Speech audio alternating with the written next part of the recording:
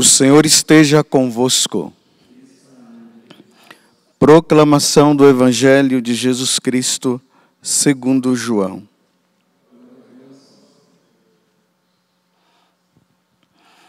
Naquele tempo, disse Jesus aos judeus: se eu der testemunho de mim mesmo, meu testemunho não vale.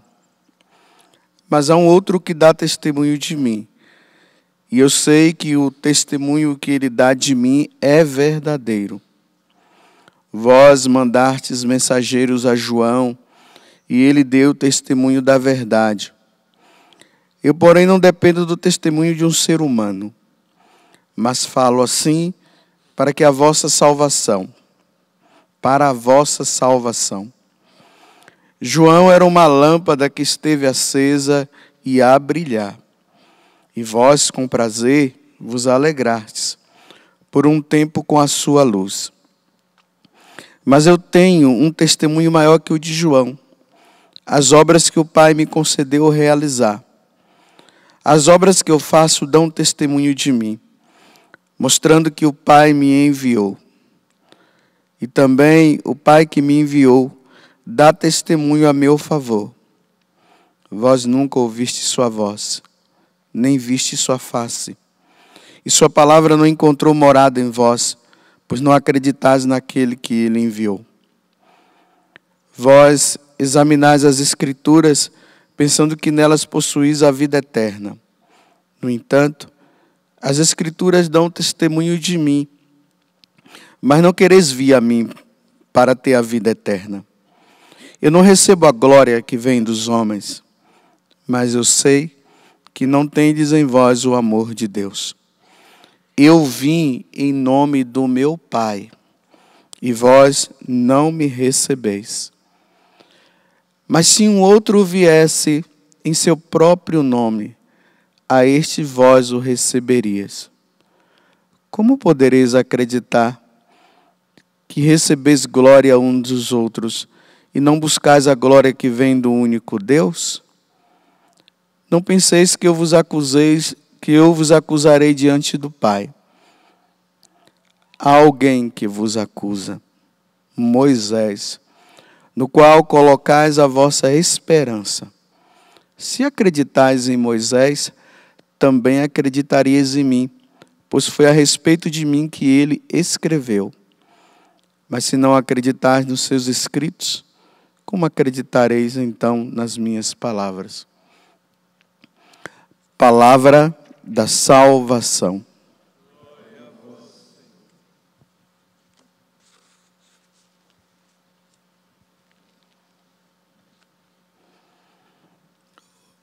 O Evangelho de São João é um evangelho assim muito importante. Claro, os outros também são importantes, mas dentro desse contexto que nós estamos agora, é por isso que eu estou me pronunciando dessa forma. Ele é muito importante porque João, na medida que nós vamos lendo cada capítulo, o que está por trás da pergunta de João é essa: você acredita piamente, com todo o seu coração, de toda a tua alma, com todo o seu ser, que Jesus é Deus? Essa é a pergunta que está lá. Aí nós vamos vendo, por exemplo, na terça-feira, né? Aquele servo do centurião que estava com seu filho doente, e ele andou uns 32 quilômetros e foi lá: cura o meu filho que está prestes a morrer. Aí Jesus: vai, pode ir que seu filho já está vivo. Ele foi e voltou. Quando chegou em casa, estava chegando em casa, já vieram os soldados para dizer para ele: seu filho foi curado. Ele disse: que horas? Por volta de 13h. Ele disse: nossa, realmente esse cara é Deus. E ali diz que toda a família acreditou. Aí em seguida, nós estamos desde quarta-feira nesse capítulo 5. E eu até recomendo que vocês, assim que estão na missa diária, né, volte a ler esse capítulo 5, porque no capítulo 5, ali está essa briga entre essas autoridades religiosas do tempo de Jesus, que eram os saduceus, os doutores da lei, os fariseus. Quando ele se refere aqui aos judeus, ele não está se referindo ao povão, ele está se referindo às autoridades. Então as autoridades agora estão em cima de Jesus, brigando com ele. Você não deveria ter curado aquele paralítico no dia de sábado. Porque o sábado é dedicado a Deus. Aquele homem que já tinha 38 anos que estava naquela paralisia. E Jesus curou. Aí ontem, Jesus se declarou dizendo assim, olha, o meu pai trabalha e eu continuo trabalhando. Eles começaram. Vamos matar esse homem, porque além dele curar no sábado, agora está dizendo que ele é Deus. Então vamos matar. Aí agora Jesus está encostando eles na parede.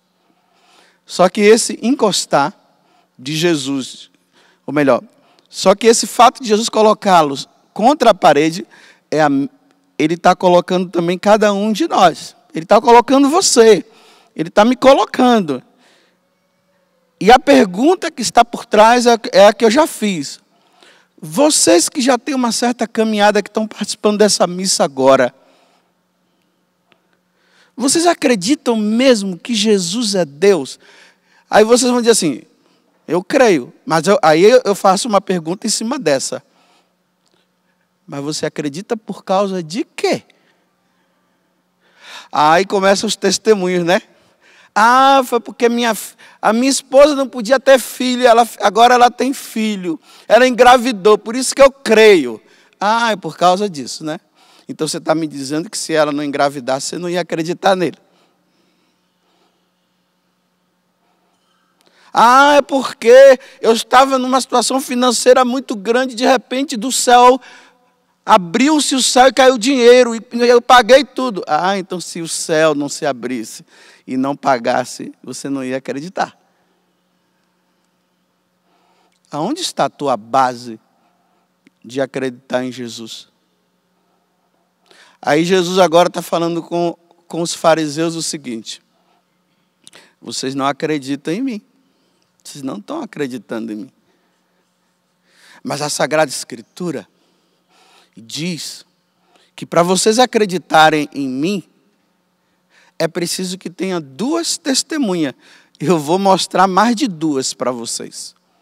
Aí Jesus começa agora falando, por isso que ele está falando de testemunho. A primeira coisa que Jesus diz é assim, olha, o meu testemunho vocês não acreditam. Qual é o testemunho? Ele diz, olha, a minha obra, o que eu fiz, o que o Pai pediu que eu fizesse. Claro que essa primeira obra que Jesus está dizendo aqui, a obra mesmo é aquela dali, é dele crucificado, porque é na cruz que nós devemos acreditar em Jesus. Mas antes dele ser glorificado, ele está dizendo assim, olha, você viu que eu curei esse homem há 38 anos aqui, ó? Paralisia, ele nasceu assim. Eu acabei de fazer esse milagre e vocês não acreditam. Primeiro, testemunho. O segundo, Jesus diz assim, as Sagradas Escrituras falam de mim. Como? Lá no livro do Deuteronômio, no capítulo 18, pegando o versículo 15 e o versículo 18, lá vai dizer o seguinte, eu suscitarei um profeta. Quando vocês ouvirem esse profeta falar, vocês precisarão acreditar nele. Os 2 versículos mais ou menos quer dizer isso. Agora está ali, o grande profeta. Eles olham, ouvem e não acreditam.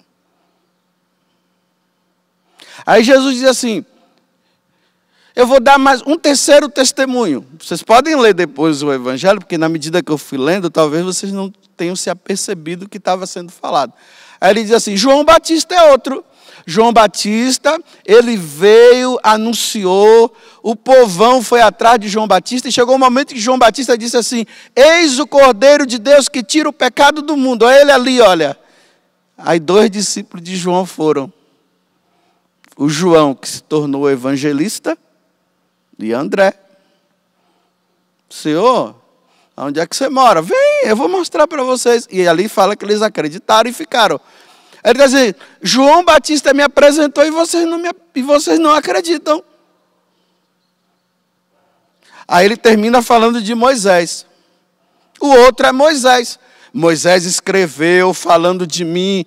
Por exemplo, Moisés foi lá na montanha sagrada, no Monte Sinai, trouxe os mandamentos. O primeiro mandamento é amar a Deus sobre todas as coisas. Ele trouxe e mostrou. E aqueles mandamentos estão falando de mim. E vocês também não acreditam. Então aqui, Jesus está falando de uma coisa, olha. Parece que o milagre também não leva a pessoa a acreditar, não, né? Tem muita gente aí querendo fazer milagre para provar para o outro que Deus existe. E quantos milagres que Deus tem feito, ainda tem muita gente que não acredita. Não, eu vou provar para você. Só que para nós, agora vou voltar para vocês aqui de novo, nós somos pessoas de caminhada. Nós não somos pessoas que ainda estão naquela fase que precisa de um sinal para acreditar que Deus existe. Nós não precisamos mais de sinais. Por isso que Jesus fala que Ele não vai dar mais sinal. Ele não vai dar mais sinal para quem? Para mim. Mais de 30 anos caminhando. Será que Jesus ainda tem que ficar fazendo milagre para eu acreditar? 30 anos de caminhada não precisa mais não. 1 ano, 2 anos, 3 anos. Aí a gente encontra pessoas de caminhada, vou me referir de novo a vocês, de missa diária, que está entrando em crise, querendo abandonar Jesus, porque Ele não resolveu o problema financeiro.